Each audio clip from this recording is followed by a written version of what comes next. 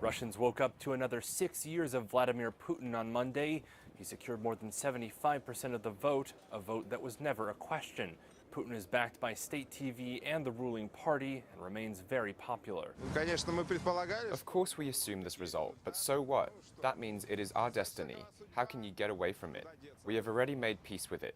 That victory sets up Putin's time in the Kremlin to be second only to Soviet dictator Joseph Stalin. But how many Russians actually cast a ballot will be closely watched. Critics allege officials compelled people to come to the polls to pump up voter turnout, afraid many would be bored of a one-sided race and stay home. Early tallies were less than Moscow hoped, at about 60%. However, in a victory speech, Putin was quick to call it a vote of confidence. We will think about the future of our great motherland, about the future of our children, and by doing so, we are surely destined for success. None of the 7 candidates who ran against Putin stood a chance.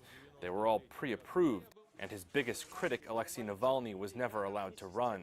Putin loyalists say his victory vindicates his tough stance towards the West. That reached a peak in a pre-election speech where Putin revealed new nuclear weapons he said could get around a U.S. missile shield. Moscow has also locked horns with the UK over the poisoning of a former Russian spy. What's less certain is a successor. On Sunday, Putin laughed off the idea of yet another term in office. He must step down in 2024, and Kremlin insiders say there's no indication of who his heir might be.